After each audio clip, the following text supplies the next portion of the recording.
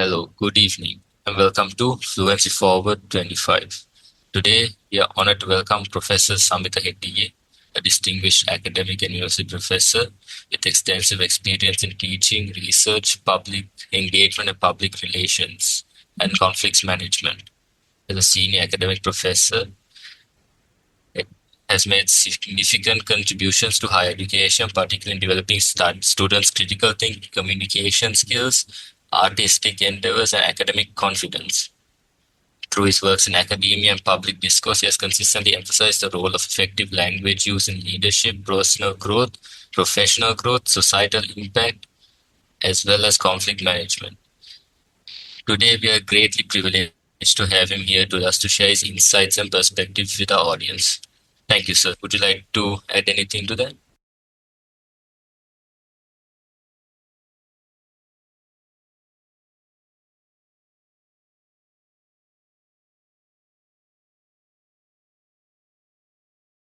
Well, thank you very much, Rashindra, for the kind invitation, and thank you for the introduction.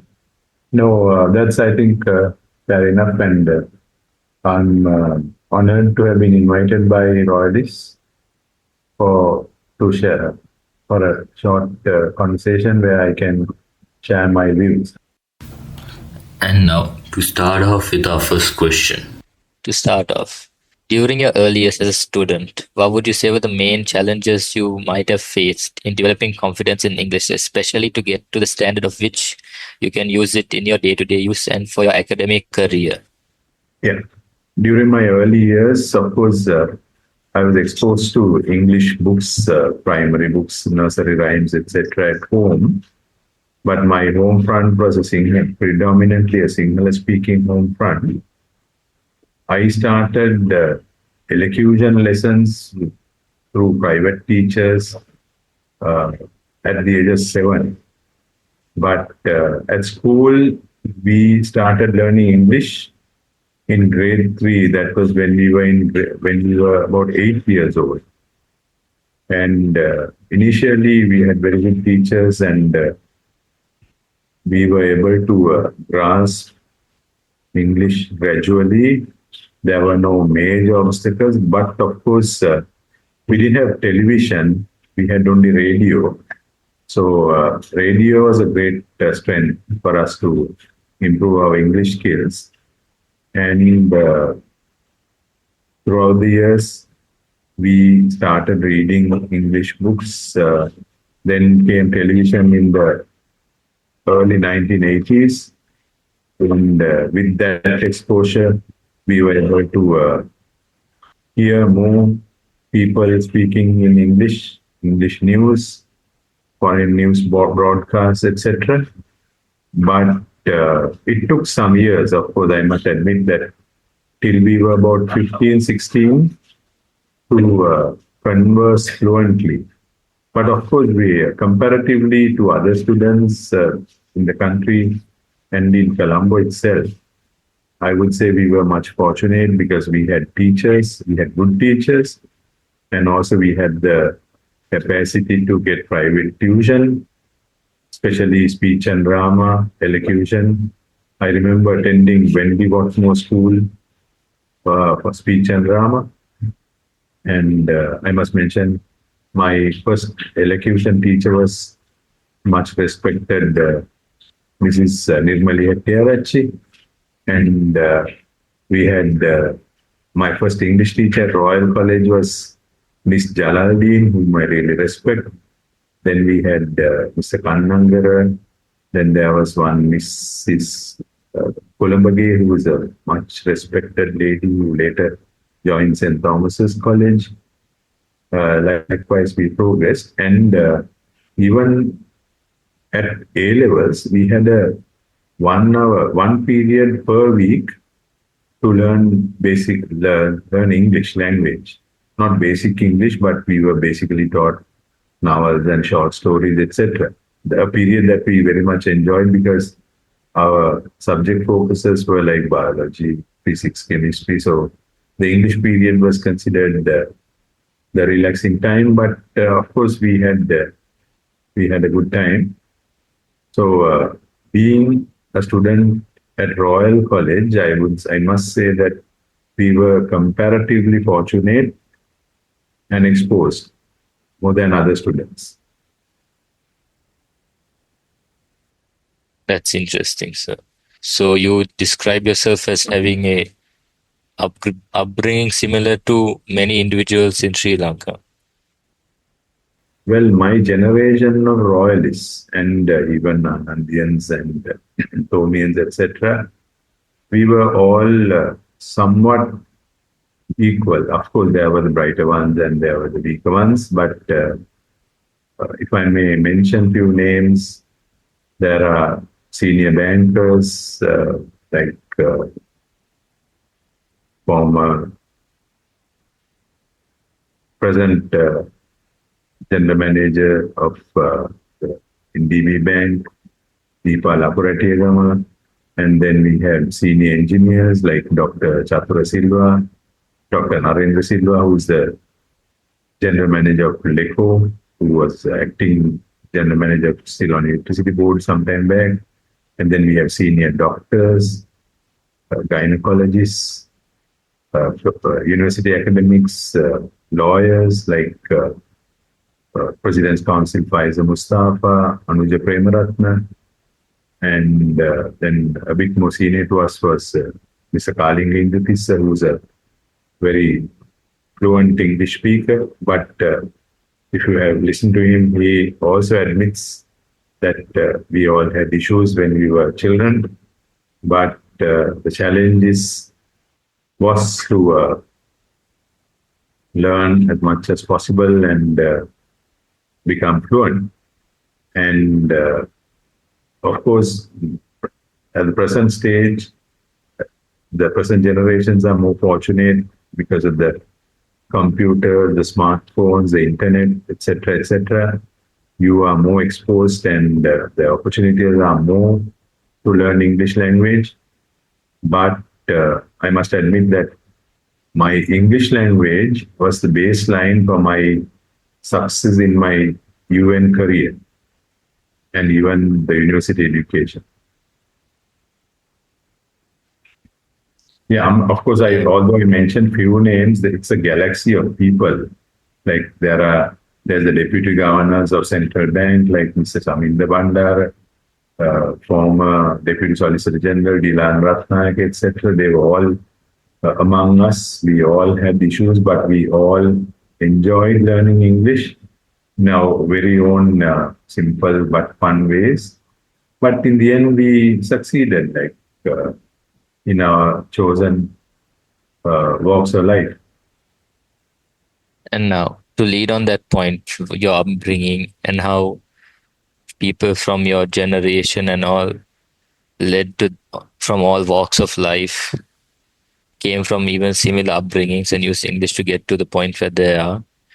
How would you say in your field of research, academia, and conflict negotiations, conflict resolution, and such, how did that help you as a tool?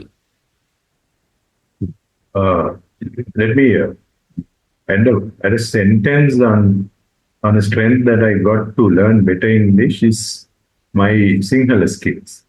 Where they say somebody who can speak can pronounce Sinhala well, it's much easier to learn English.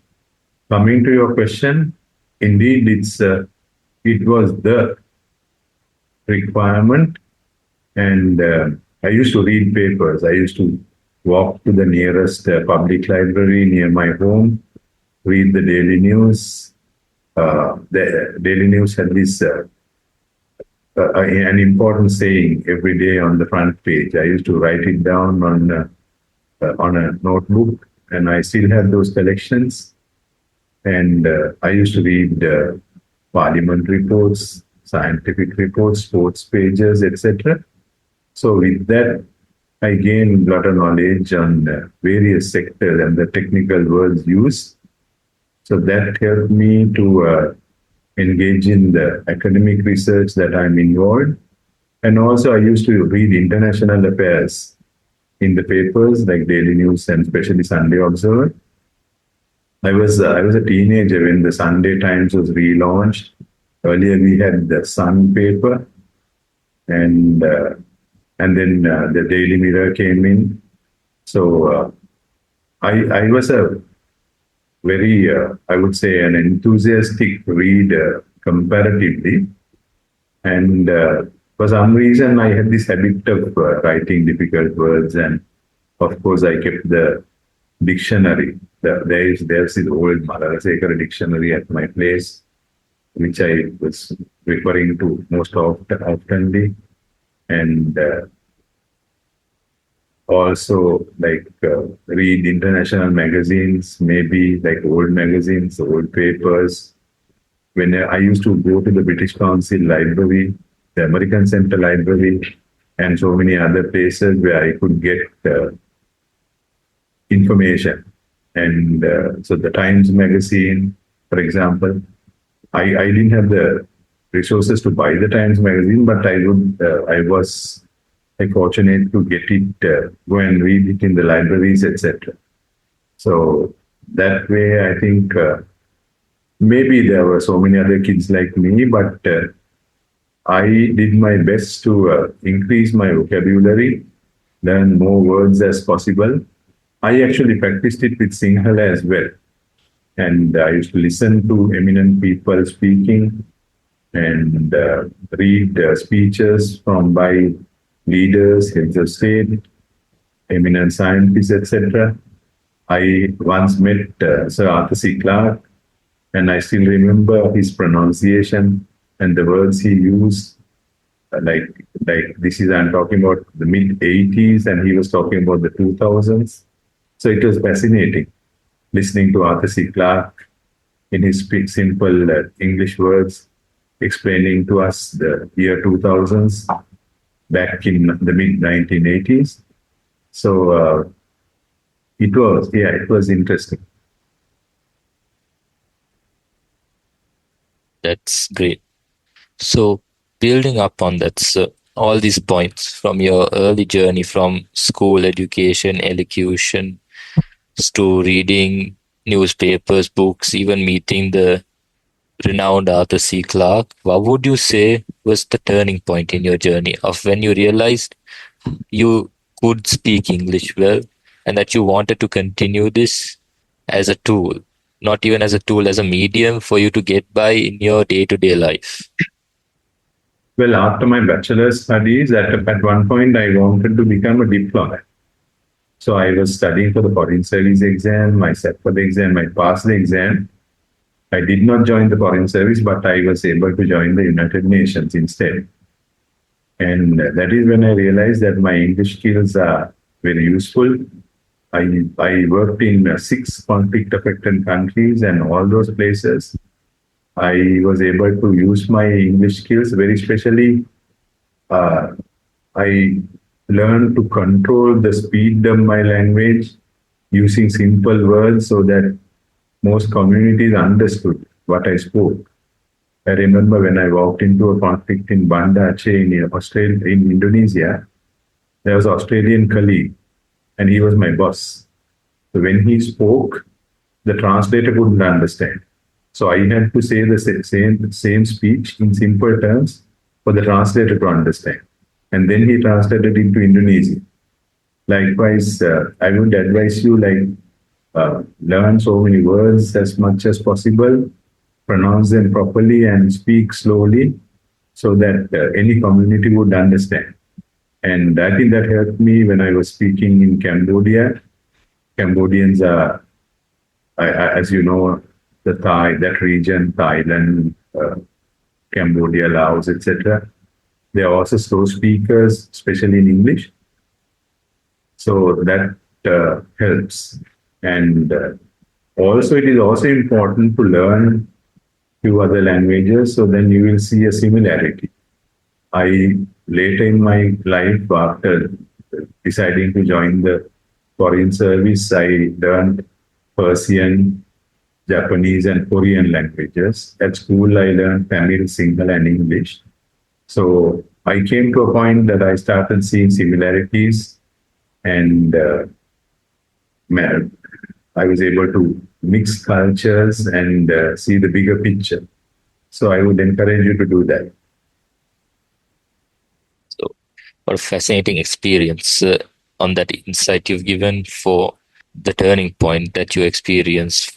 And building up on that point you mentioned earlier, you've mentioned that you are a polylingual, sir. You've learned Sinhala, Tamil, Persian, Korean, and Japanese as well. Yes. You just say these languages with English as well have helped you work in a multicultural, cross-cultural collaborations and helped you with your other efforts as well.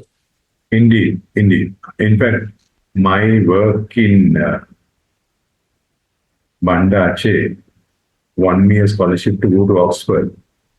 And at Oxford, my mentor was Professor Peter Carey, who says that he couldn't talk as a human being, he couldn't talk for 8 years as a child, but he's now an eloquent speaker. I would encourage you to Google Professor Peter Carey. And I was able to learn from such eminent people because I was able to converse simple English with these people in the Far East. And that won me a scholarship to go to Oxford. And then later I was transferred to Afghanistan. There again, I was able to converse in English with them in very simple ways. And that won me a scholarship to go to the Kennedy School at Harvard, where I was fortunate to study under renowned diplomats like Henry Kissinger and Robert McNamara. McNamara is known as the person who started the Vietnam War, but he's more respected as a global diplomat and a professional from Harvard alumni. So it was useful. My simple English and my understanding on other cultures helped me to be successful at Oxford and Harvard and all other my duty stations. Wow, that is some deep insights, sir. Thank you. You have authored many books on academia and conflict resolution, assuming you were drawing on your experiences as a UN representative, and as such, these books were based on cross-cultural and multicultural conflict prevention. Yes. Despite being a polylingual, was there a certain objective in mind when you decided to write these authored works in English? Well, my proficiency was in English, although I studied those languages. I wasn't proficient enough to write books. So I was able to understand the cultures with the little knowledge on Japanese, Korean, Persian, etc. And then I used my ground experience, field experience, and express myself and my learnings and beliefs and analysis in English. And with that knowledge, I was able to publish 8 books, 4 published outside Sri Lanka and 4 in Sri Lanka. And right now, my main focus is the Chinese uprising of the Chinese civilization, and very especially the Belt and Road Initiative of the People's Republic of China. And I feel that it is my duty to educate the present generations and of course, my fellow citizens from my generation on the developments happening in China and related to Chinese and Indian economic expansions. It is always, I think, it will be a strength for Sri Lankans to be aware of global development so that in another 20, 30 years' time, by the time your generation takes over the country, it will be very useful for you all to have an understanding on geopolitics. And when it is geopolitics, it will be English. And I think if we Sri Lankans promote English as a tool, that will be the best conflict prevention tool as well, because my generation and the generations before me have seen how much we suffered due to the violent conflicts that were started due to few minor reasons, including the language issue. So if we can focus on English whilst respecting our own cultures and mother tongue languages, and use English as the bridging language and the international within Sri Lanka and globally, it will reduce conflicts and give us a lot of opportunities for economic prosperity. So, sir, would you say that English is a medium that we could use to bring forth and entrust cross-cultural collaborations and mitigate these conflicts? It's the medium to bridge the gaps between cultures through representatives and other esteemed individuals. It is indeed. It is indeed because in every country there are, like for example, according to what I have read, there are more than 1.5 billion people who can understand, who can read and write and speak English. And of course, there must be many more who can read and understand but who can't speak. And there are so many countries, almost all countries have the capacity to communicate in English. And I think it's an opportunity that we have got as a global citizens, the English language, because of course there are more than 1.5 billion people who speak Chinese, but they also use English as a tool to bridge with the world. And there are more than 1.5 billion people who speak Hindi. But as we know, Indians are very well advanced in English language skills. So I think we have to follow suit so that we as a very small community, it's only 25,000 square miles and 22 million people roughly, little less than that, we can do wonders if we use English more for internal communications and external communication. Even instructions in the bus, public transport or officers, etc. If simple English and sign language is more promoted, there will be less conflicts among communities. That is what I believe. That is what I've seen in the world. Right. So, and this actually leads to our next question. As a non-native English academic, how did you establish authority and credibility in international academic and professional spaces? Of course, I agree with you. I'm a non-native. My English is not my mother tongue. But as in the case of thousands and hundreds of thousands of other individuals all over the world who have mastered English, studied English, and come to a level where they can communicate easily, I was able to do the same. And I'm sure, like, if you go back a few thousands of years, maybe the Persian language may have played a role when the Persian Empire was the center stage in the world. Similarly, the English started sailing all over. And I think it's a very great opportunity because if you look at all the leading Buddhist schools in Sri Lanka, that they have been established by non-Sri Lankans who have come to Sri Lanka after communicating with Sri Lankans in simple English. Like, for example, the Panudara debate that has attracted Colonel Olcott to come to Sri Lanka, who has established all the leading Buddhist schools in Sri Lanka. Imagine an American white man, a non-Buddhist, listening to Buddhists speaking in English, coming to Sri Lanka and helping Sri Lankans to establish Buddhist schools.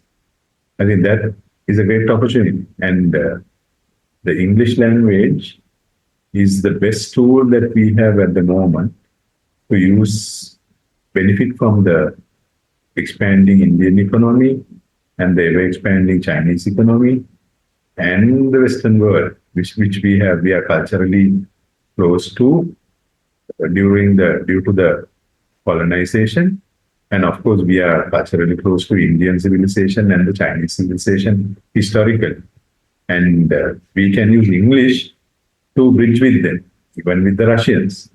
Although Chinese nationals don't speak English among themselves, you can see that they speak very good English because they trade with all the countries in the world. They are the second largest economy. It's not easy to built the second largest economy in the world, only speaking Chinese, and Hong Kong.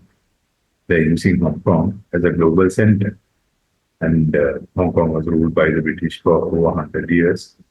Now it's ruled by the Chinese, but China is using Hong Kong. China never imposed rules and regulations for people in Hong Kong to speak in Chinese back once again, but they promoted the English language. Similarly, China is promoting Portuguese language in Macau to benefit from the Portuguese speaking parts of the world. Likewise, you also must be wise enough, because even in India, Goa is a place where Portuguese is still spoken. But of course, Indians have come a long way now. They are like so fluent in English. But I think as a country and as a population, we have to use English and any other language that is easy for economic benefits, which I think in turn will reduce internal conflicts and ensure peace and harmony. From your experience, sir, would you say the field of academic or anyone pursuing an academic career, would you say that the field of academics would show us slight level of leniency for non-native speakers of English or speakers from other cultures compared to fields such as technology or financial lines of work? Well, I think any field, it is good if the writings and the findings are published in languages that are being read by most number of people. Like, for example, there can be very eminent professors in China or North Korea or India who publish very, very valuable articles in their own native languages. But that doesn't go to the world. The best, I think the best thing for human race is to publish all good writings and findings in languages that can be, so that it reaches most number of people. Like, for example, a highly respected professor in North Korea may not be recognized in the USA because his writings or the findings are not known in the English-speaking world. Similarly, a very well respected academic in the Western world may not be well known in the grassroots in China, North Korea, or India, or in Myanmar.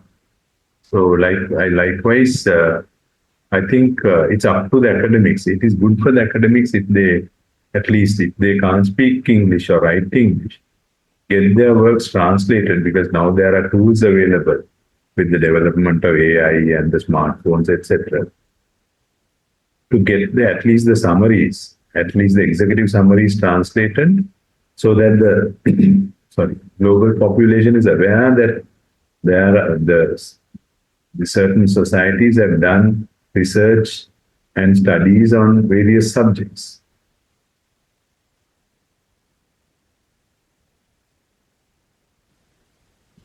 Very interesting, sir.